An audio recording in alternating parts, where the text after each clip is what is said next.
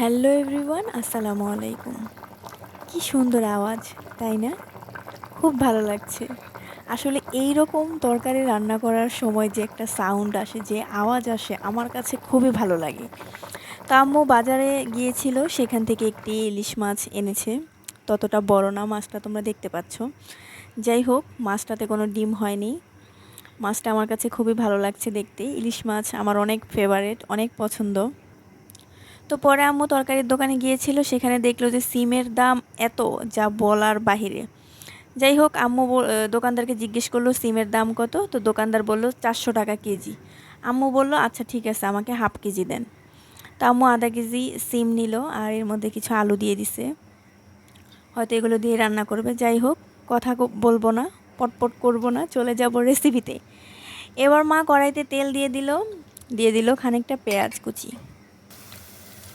তো এর মধ্যে দিয়ে দিচ্ছে লবণ পরিমাণ মতো। তোমরা অবশ্যই এইভাবে রান্না করার চেষ্টা করবা। আমার মা যেভাবে রান্না করতেছে আমার কাছে খুবই ভালো লাগে, আর তরকারি এত মজা হয়েছে যা বলে বোঝাতে পারবো না। দিয়ে দিল খানিকটা আদা রসুন বাটা, দিয়ে এর মধ্যে একটু পানি দিয়ে দিবে। এটাকে দেখতে পাচ্ছি একটু ভাজা হয়ে গেলে এর মধ্যে একটু পানি দিয়ে একটু করে নিচ্ছে। তো এরপরে এর মধ্যে দিয়ে দিবে একটু হলুদের গুঁড়ো, দিয়ে দিবে একটু মরিচের গুঁড়ো পরিমাণ মতন। তোমরা তোমাদের পরিমাণ মতন দিলেই হবে। আসলে আমার মায়ের রান্না যে এত মজা, প্রশংসা করলেও কম হয়ে যাবে আমার মনে হয়, তাই প্রশংসা করব না, বাকিটা প্রশংসা তোমরা করবে। তো পেঁয়াজগুলোকে ভালো করে একটু কষায়া, তারপরে কষানো হয়ে গেছে, তেল উপরে চলে আসছে। তো এর মধ্যে আম্মু দিয়ে দিবে সেই বেছে রাখা সুন্দর দামি সুস্বাদু সিম। এখনকার সময় সিম খুব পাওয়া যায় না, খুবই কম। একটা দোকানেই আম্মু দেখেছিল বাজারে, যে ওই দোকানটাতেই সিম ছিল তরকারিওয়ালার কাছে। তো যাই হোক, সিমগুলো দিয়ে আম্মু আলুগুলো দিয়ে এরপরে এগুলোকে ভালো করে একটু মশলার সাথে মিশিয়ে নিচ্ছে। কি সুন্দর লাগছে, তাই না?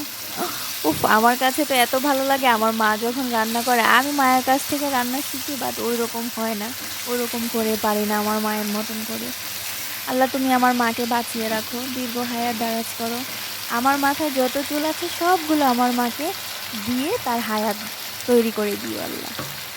যাই হোক, আম্মু এগুলোকে একটু ভালো করে ভেজে এর মধ্যে দিয়ে দিল একটু পানি কষানোর জন্য।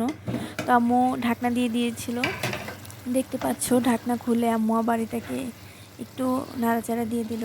যদি আবার কড়াইতে লেগে যায় বা তলায় পড়ে যায় তাহলে তো সিমের স্বাদটা নষ্ট হয়ে যাবে।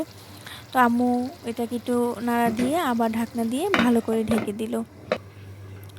তো এর মধ্যে আবার মা মাছগুলোকে একটু মানে সাইজিং করবে। যাই হোক, মা কড়াইতে দিয়ে দিল কিছুটা তেল, এর মধ্যে দিয়ে দিল সেই ভালো করে ধুয়ে রাখা পরিষ্কার করা ইলিশ মাছ। ইলিশ মাছ একটা ধোয়া দিলেও খাওয়া যায়, সমস্যা নেই, বাট ধুয়ে পরিষ্কার করে নিয়েছে। তো এর মধ্যে দিয়ে দিল কিছুটা হলুদ। তো আজকে মা ভাজবে না মাছগুলো, সবসময় ভেজিয়ে রান্না করে, আজকে ভাজবে না। আজকে এটাকে জাল দেবে, জাল করা ইলিশ মাছ। তো এটাকে হলুদ আর লবণ দিয়ে আর একটু পরিমাণ তেল দিয়ে এটাকে আম্মু ভালো করে কড়াইতে করে মাখানোর চেষ্টা করতেছে, এমনকি মাখতে চেষ্টা করতেছে, কিন্তু তেলে আর জলে আর হলুদের সাথে তো এক হচ্ছে না, দেখতে পাচ্ছ। তবে কিন্তু অল্প পরিমাণে হলুদ দিয়েছে। যাই হোক, এখন মা এটাকে একটু ভালো করে বলক দিয়ে নেবে, হালকা ভাপ দিয়ে নেবে আর কি। তো তোমরা যারা যারা এইভাবে ভাপা ইলিশ খাও বা এইভাবে রান্না করতে চাও, তোমরা এইভাবে দেখে দেখে ভিডিওটা দেখে তোমরা এইভাবে রান্না করতে পারবা। তো আম্মু হচ্ছে মাছগুলোকে একটু উল্টে দিচ্ছে যাতে এই পাশটা আর ওই পাশটা সিদ্ধ হয়। হালকা পরিমাণে সিদ্ধ হলেই হয়ে যাবে, যেহেতু জাল করা মাছ, আর ইলিশ মাছ ততটা জাল করা লাগে না।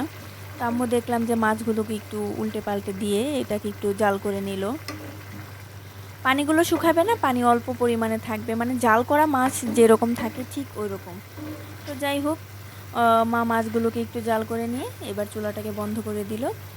তারপরে হচ্ছে ওদিকে তো কষাকষির কাজ চলতে থাক। তো এখানে দেখা যাচ্ছে আম্মু আবার ভালো করে খুরচুন দিয়ে চাপ দিয়ে দেখলো যে আলুটা সিদ্ধ হয়ে গিয়েছে কিনা। তো দেখলো আলুটা সিদ্ধ হয়ে গিয়েছে।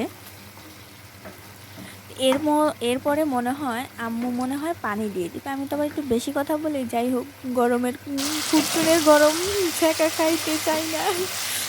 আসলে এত এত সুন্দর করে আম্মু তরকারিটাকে কষালো যে তোমাদেরকে বলে বোঝাতে পারবো না। সুন্দর করে কষানো হয়ে গেছে। আম্মু বলে যে তরকারি যত কষাবে তত তরকারির স্বাদ বেড়ে যাবে। কারণ আম্মু কষায়া ভালো কইরা একটুখানি পানি দিয়ে দিল, এর মধ্যে বেশি পরিমাণ পানি দিল না, অল্প পানি দিল। তার মধ্যে ওই যে মাছগুলো, মানে জাল করা মাছগুলো, সেই জাল করা মাছগুলোকে দিয়ে দিল কড়াইতে পানি দেওয়ার পরে, মানে তরকারিতে পানি দেওয়ার পরে মাছগুলো দিয়ে সুন্দর করে আম্মু আবার এগুলো একটু সাইজিং করতেছে যাতে সুন্দর দেখা যায়। যাই হোক, খুব সুন্দর করে আম্মু মাছগুলোকে দিয়ে এর মধ্যে আবার দিয়ে দিলাম, ওফ কি সুন্দর লাল লাল টমেটো। সেই হবে আজকে মনে হচ্ছে খাবারটা। যাই হোক, আম্মু দিয়ে দিল টমেটো, দিয়ে এটাকে একটু ঢাকনা দিয়ে ঢেকে দেবে। চুলার আঁচটা মিডিয়ামে রাখবে। দিয়ে দেখতে পাচ্ছ কি সুন্দর হয়ে গেছে। ওফ ওফ, অসাধারণ। আসলে এইভাবে যদি তোমরা রান্না করো, আসলে কি বলবো, এত মজা এত মজা। মানে তোমরা না ভেজে, যদি যারা আর কি ভাজা মাছটা বেশি পছন্দ করো তারা ভেজেই খাবে, আর যারা ভাজা না খেতে চাও তারা এইভাবে রান্না করে খাবে। দেখবা অনেক মজা, অনেক। আমি তো তরকারিটা খেয়ে তো পুরো মানে ফিদা হয়ে গেছি, এত ভালো লাগছে যা বলে বোঝাতে পারবো না। তো আম্মু আবার দেখলাম কি সুন্দর করে ধনে পাতাগুলোকে সাইজিং করে করে চারপাশে সুন্দর করে দিয়ে দিচ্ছে।